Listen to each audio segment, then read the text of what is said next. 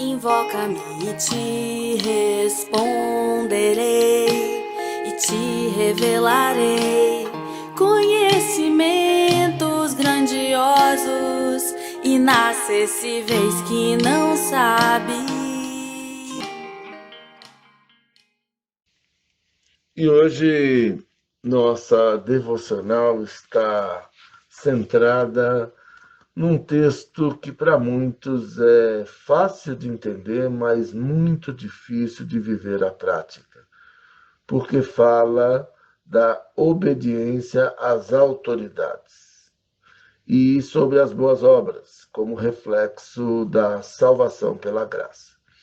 Aqui em Tito, capítulo 3, versículos do 1º ao de número 11, lemos: Lembra-lhes que se sujeitem aos que governam, às autoridades. Sejam obedientes, estejam prontos para toda boa obra.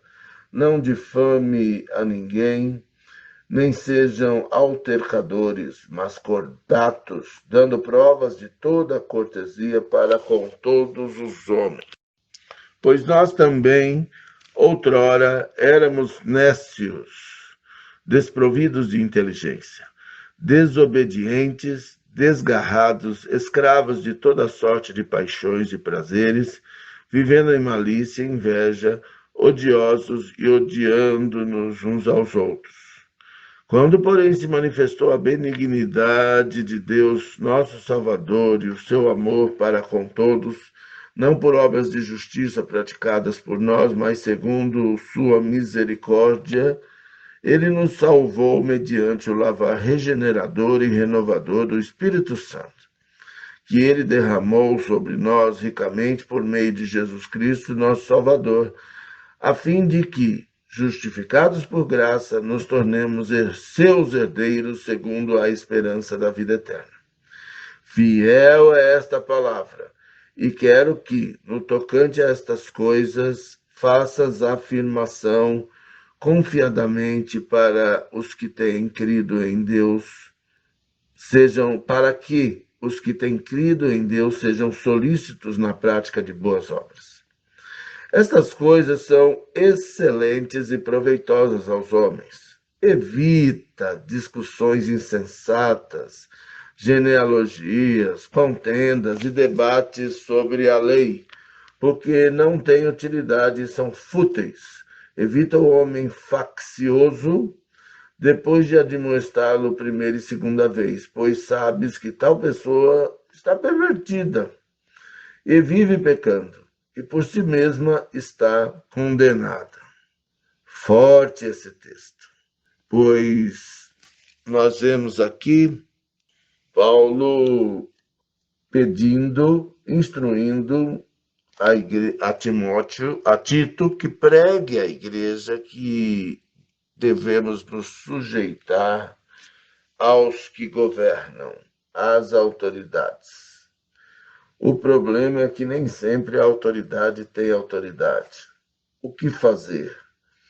Nós temos que compreender que, como está escrito na Bíblia, toda a autoridade foi instituída por Deus, ou por desejo mesmo como bênção, ou a sua vontade permissiva em função do que a humanidade tem plantado.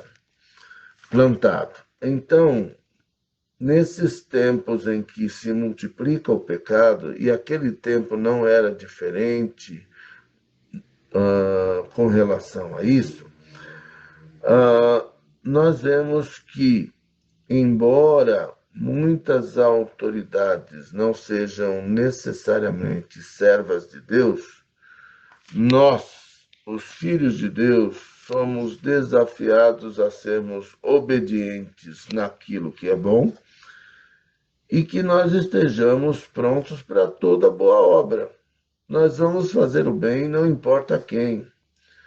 Uma das ocupações maiores que a humanidade tem, principalmente no nosso tempo, ficar difamando as pessoas, falar mal das autoridades, promover encrencas, dando ocasião à carne.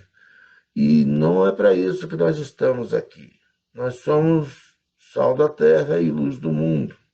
Ah, mas todo mundo fala mal. Nós não somos todo mundo. Nós somos povo de propriedade exclusiva de Deus.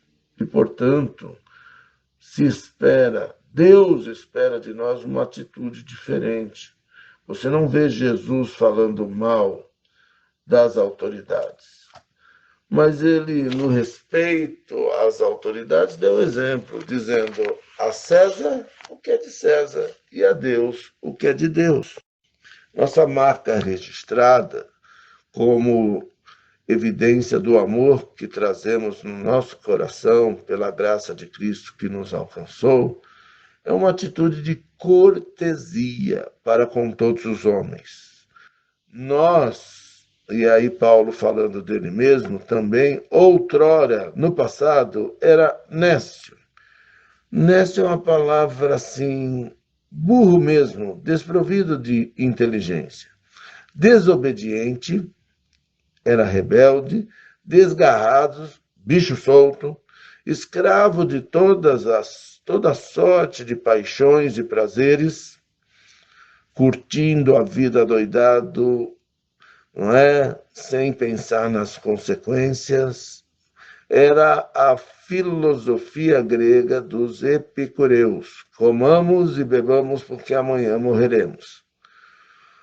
Porque o sistema não cristão vive em malícia, vive em inveja, é alimentado ódio para com aqueles que pensam e agem diferentes, para com as facções rivais.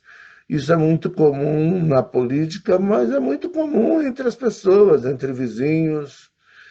E, às vezes, dentro da igreja, este mal adentra, gerando malefícios difíceis de reparar. Quando de verdade se manifesta a benignidade de Deus, nosso Salvador, e o seu amor para com todos, e isso não é por obras praticadas por nós, mas pela graça, pela misericórdia de Deus, as coisas mudam.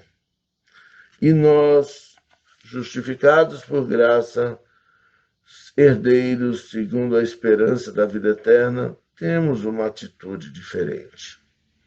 Esta palavra, difícil de viver, mas fácil de entender, é fiel.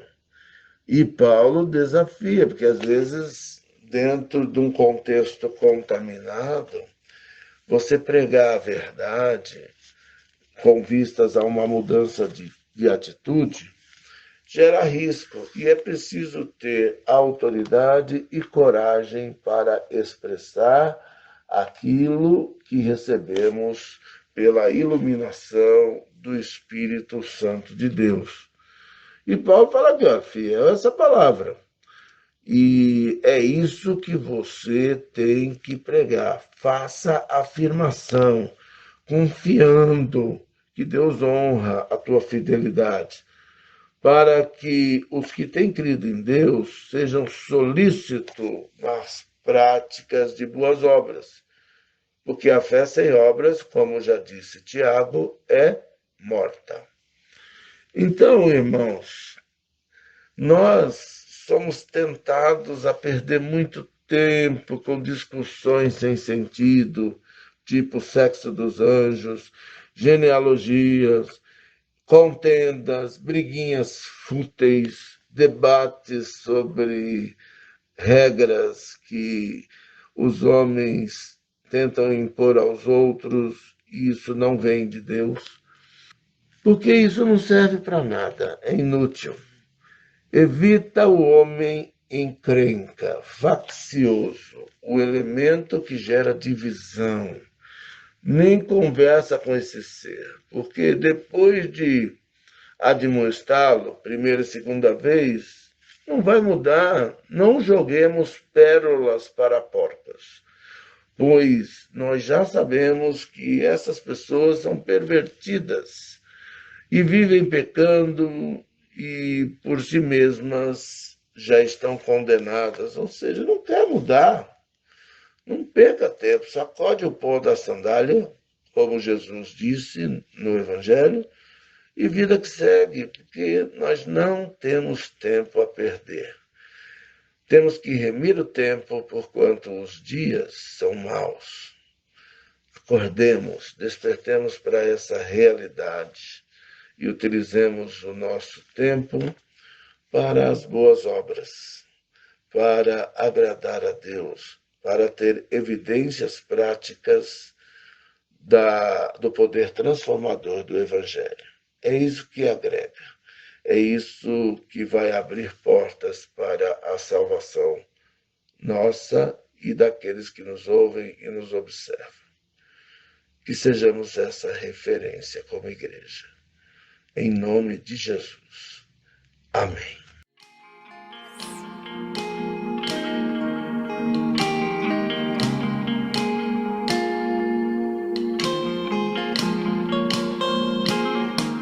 Invoca-me